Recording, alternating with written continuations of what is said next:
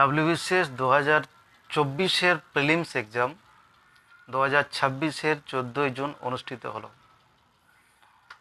তাহলে বন্ধুরা সবাই মেন্সের প্রিপারেশন শুরু করেছো?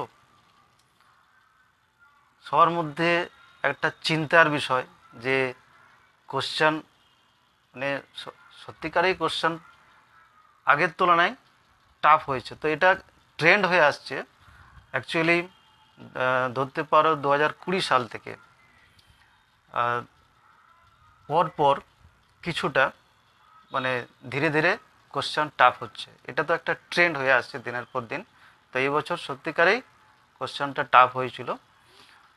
তো এর এখন মানে সোশ্যাল মিডিয়াতে হৈরৈ ব্যাপার যে আমার কাট অফ কী হবে বা আদৌ মানে কোয়ালিফাই করব কি না, এইরকম ব্যাপার।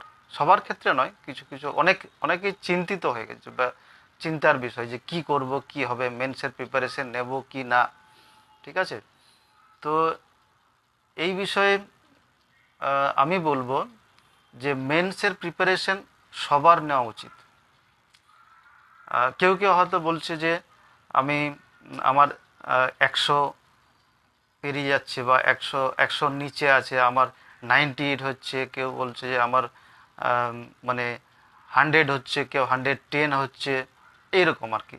যার যতই হোক না কেন, এটা তো জাস্ট তুমি আন্দাজ করে বলছো, হয়তো মানে এখন থেকে একটা প্রেডিক্ট করছো যে এইরকম এরকম হতে পারে, এত নাম্বার হতে পারে।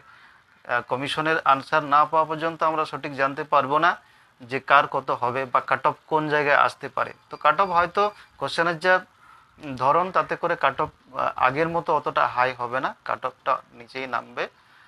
কিন্তু আমি কাট অফ নিয়ে এত মাথা ব্যথা বা এত হৈরৈ করার কোনো ব্যাপার নেই। এখন সোশ্যাল মিডিয়াতে দেখা যাচ্ছে যে প্রচুর চিন্তার বিষয়, এই হবে এই হবে, আমার এত কি, আমি মেন্সের প্রিপারেশন নেব কি না বা আমার নেওয়া উচিত কি না। প্রিপারেশন যারা ডাব্লিউবিসিএস অফিসার হবে তাদের প্রিপারেশন সবসময় মেন্স ওরিয়েন্টেড হওয়া উচিত। কারণ হচ্ছে প্রিলিমস আলাদা, মেন্স আলাদা, এরকম কিছু হয় না। কিছুটা হয়তো মানে একটু হয়তো বেশি, যেহেতু নাম্বার বেশি বেশি পড়তে হবে, ঠিক আছে, কিন্তু সিলেবাসটা তো পুরোটা একই। আর তাছাড়া এরপরে নেক্সট এটা তো প্রিপারেশনটা শুরু করতে হবে মেন্স এখন থেকেই।